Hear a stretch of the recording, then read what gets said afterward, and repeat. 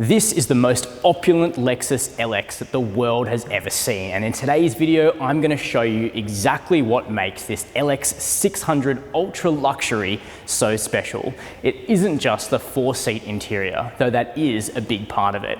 The new J300 Lexus LX makes improvements virtually everywhere you see, while still retaining what Lexus refers to as the magic wheelbase from the previous generation J200 LX, because under the skin, this is still designed to take you very far off-road. Of course, you might want to remove the front bar and install something from ARB if you were going to do that, but the Ultra Luxury is far more about on-road opulence, and I'm going to show you exactly what Lexus have done to dial up the luxury in the new LX600. Ultra Luxury is going to sit at the top of the LX range here in Australia when the new J300 LX launches locally. But it's going to be a bigger range than ever before. Petrol and diesel power are returning, but there's no more V8. Instead, we have a 3.5 litre twin-turbo V6, making 305 kilowatts of power and 650 Newton meters of torque in the new LX, while there is the option of the Land Cruiser 300 series, new 3.3 litre twin-turbo diesel V6 as well. But in today's video, we're going to be concentrating on the Ultra Luxury because I've got a second LX video on a lower-end LX500d diesel with 7 seats coming to Chasing Cars soon, so make sure you hit subscribe. But today, I'm going to be taking you through the opulent new interior of the Ultra Luxury in the first and ultra special second row. We'll check out the cargo capacity, and then I'll let you know what you can expect from the specifications and mechanicals of this vehicle, which is going to hit the road from $210,000 in LX600 Ultra Luxury spec, certainly taking the LX to new heights, and yet still more affordable than some specs of the Mercedes GLS and BMW X7. Jumping into the LX Ultra Luxury, much of the story is about the super special second row, and you can skip to that down below if you'd like, but it's worth having a look at the first row too, because there are lots of changes here compared to the old LX. Now, Lexus were very diligent about updating the interior of the previous LX over the years, so it always looked good and quality was excellent. And quality hasn't changed with the new J300 LX, which sits on the TNGA-F platform, which is a big upgrade of the old car and a body-on-frame iteration of the company's new modular architecture. But while the hard points are very similar to before, the interior architecture has totally changed. We now have this floating binnacle here, a 12.3-inch screen up the top, which is very similar to that used in the ES or the new NX, but the software is shared with the NX. It's the new Lexus infotainment system, driven through shortcut keys on the driver's side of the screen, and it's pretty snappy, it looks good. We've got navigation and digital radio included, a 25-speaker Mark Levinson stereo across the range, no matter which variant you buy, and also Apple CarPlay and Android Auto. Currently, and at launch, they will be wired, but the brand expects to be able to update the system to wireless Apple CarPlay and Android Auto further down the track. But then you've probably also noticed this smaller 7-inch screen that sits underneath the 12.3-incher, and this is where you drive your climate controls and also your off-roading and drive mode settings. We still have physical dials for drive modes here and for the low-range transfer case, but you can customize everything and look at the multi-terrain cameras through this smaller screen.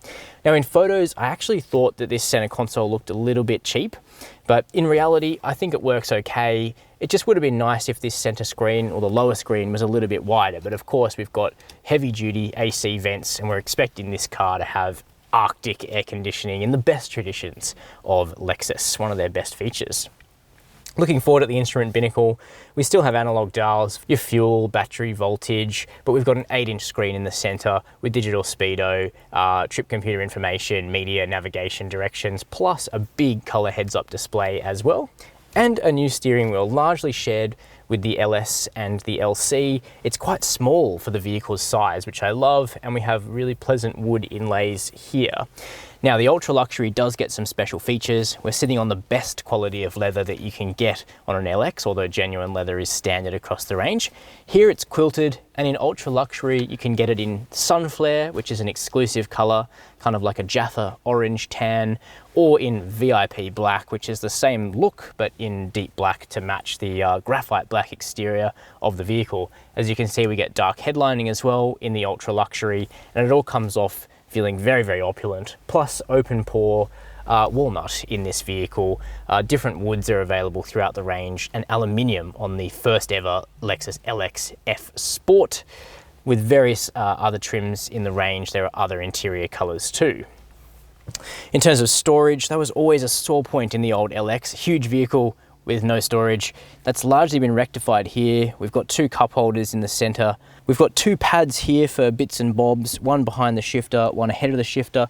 No sign that either of them offer wireless charging at this point, but we do have a USB-C port, an old school USB port, and controls for the heated and ventilated seats.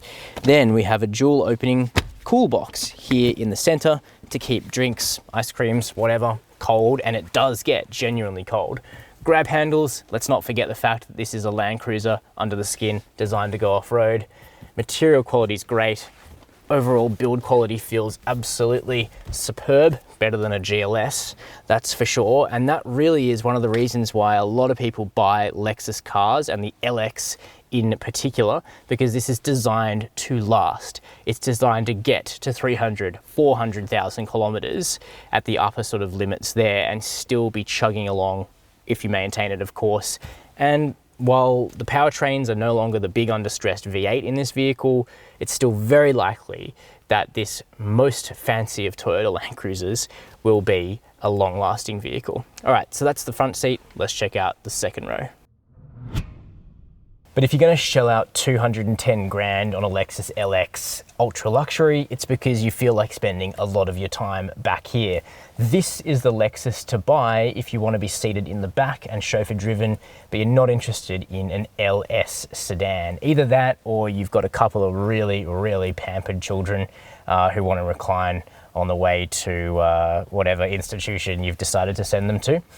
Now, this is the best seat in the house though. Neither of them are anything to sneeze at, but here in the executive rear seat on the outboard side, you have the option to completely just recline in style, basically. We've got an automatic button here. It's one touch, and there's some beeping sounds, but basically that front passenger seat, as you're gonna see, is gonna fold out of the way and take its entertainment screen with it. And then we're actually going to get, absurdly, a fold-down ottoman as well, which I then have to hold down on this control screen in this floating center console that takes the place of a center seat. And so it should. You wouldn't want the indignity of having to sit with a middle passenger. And then we have this ottoman, but I'm not actually done because we can go further back. This is the full recline position, and it is real comfortable because the basic seat itself is supportive. We've got 1,000 millimeters, also known as 1 meter, of legroom here, so I can almost fully stretch out. It's, you know, kind of like a business class seat or something like that. This is definitely the way to do your tour across the Australian outback. We also have massaging seats in the back. They are, of course, heated and cooled as well.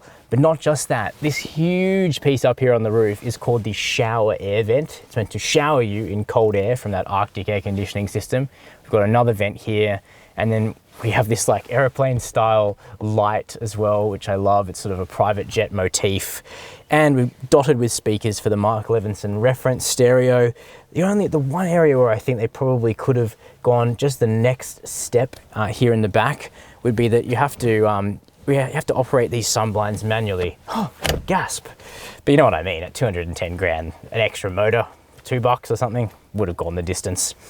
Now, in my slightly ridiculous reclined position, we've actually got a second storage area back here. It's got USB-C. Optionally, you can have another cool box in here, like up front, and then we've got loads of little storage spaces dotted throughout, and even more air vents at the back of the center console. Now, if you want a bit more practicality with your LX, the base spec vehicle has 7 seats. The F Sport and the Sports Luxury have 5 seats. It's just the Ultra Luxury that has the full fat 4-seat package.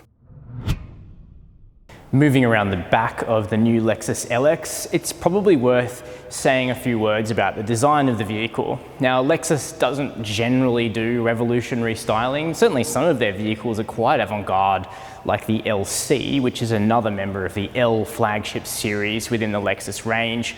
But the LX is one of this brand's most traditional vehicles, and that's why the design compared to the J300 version of this car is evolutionary rather than revolutionary. Here from the back, this is probably the car's most radical change because it adopts the new Lexus word mark and also this lit heck blender style bar across the rear end. It looks pretty cool and certainly an update from the previous 200 series based LX, but from the front it obviously shares many of the heritage marks from the LX series. Personally, I actually think it's quite handsome, but I did do quite a lot of scouting around the forums before producing this video, and the jury is very much out on whether people like the design or it's not really their cup of tea. That's subjective, but you can let me know down below in the comments what you reckon about the looks of the new LX and any other thoughts you might have about the vehicle. Now, naturally, a power tailgate is standard fit on the LX, and it's a massive rear door on this vehicle with huge struts to keep it working for a long amount of time. Once that opens up, we see this black trimmed tailgate area here in the LX600 Ultra Luxury, in which you find 767 litres of space. Now that's the smallest boot of any LX because of the massive installation of the super special second row seats in this vehicle, and yet it is still a large boot as boots go. You'll get plenty of suitcases in here. It's a tall and square space, a very functional cargo area in this vehicle. Space freed up by the fact that no LX has side slung third row seats anymore, not that you can get a third row on the Ultra Luxury. The spare is underslung in the vehicle, so that's not in your way here either. Underneath the boot floor, you do have a couple of storage boxes which are taken up with your toolkit and warning triangle in this vehicle. Cargo blind is kind of sitting in the middle of the boot, so if you are packing lots of stuff in, you will want to take that one out. But then we've got controls up here to close the boot or to close it and lock the vehicle, letting you simply walk away from the LX. So having had a look at the interior and the boot, let's talk about the mechanicals and the dimensions of the new LX. Make sure you subscribe to the channel because we'll have our first drive of the Lexus LX range available on Chasing Cars soon. But today I can at least let you know the mechanical specifications of the vehicle, because just like last time, there'll be petrol and diesel options which differ quite a lot in their character. This vehicle, as I've mentioned, is the LX600 Ultra Luxury, but the petrol range is really broad, going from a base model through the Sports Luxury, a new F-Sport grade, and then onto the Ultra Luxury. And all of those LX600 models use the same 3.5 litre twin-turbo petrol V6 engine, making 305 kilowatts of power and 650 Newton meters of torque. It's more power, certainly, than the diesel, and only a little bit less torque. And just as we found it to be in the Lexus LS sedan that we've road tested a number of times on Chasing Cars, this is a silky engine that provides plenty of urge at low RPMs, and it also will probably use a bit less fuel than the old 5.7 litre V8, but all of that has to wait until our proper road test where we can test this vehicle independently. The diesel option, the LX500d, uses a 3.3 litre twin-turbo V6 diesel, making 227 kilowatts of power and 700 Newton meters of torque. And both of the vehicles use a 10-speed automatic transmission and a full-time four-wheel drive system with a low-range transfer case. What's missing from the LX lineup currently is an electrified hybrid option, but there's significant speculation that Lexus will choose to add the new Toyota Group iForce Max hybrid engine, which has already been seen on the Toyota Tundra and Sequoia vehicles in the US market, which pairs a 3.4 litre twin-turbo petrol V6 with a pretty significant electric motor to make big power, big torque, and reduce the fuel consumption of the petrol, at least, to somewhere around the diesel. So we'll see if that happens in the future. What else have we got to talk about? Larger wheels now come to the LX for the first time, with the Sports Luxury, F-Sport, and Ultra Luxury grades wearing big 22-inch wheels, which make a real statement. But it's testament to the sheer scale of this vehicle that even 22s don't look that low profile, but those wanting the best ride quality of an LX will opt for the base, which has 20-inch wheels.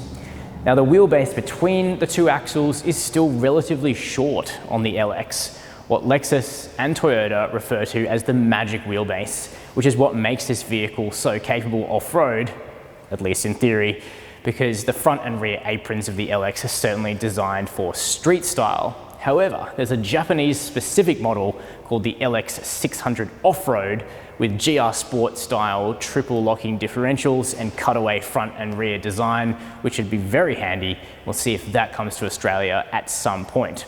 But the overall size of the vehicle is pretty large, over 5 meters in length and just shy of 2 meters in terms of its width and also its height. So those are my first impressions of the 2022 Lexus LX600 Ultra Luxury.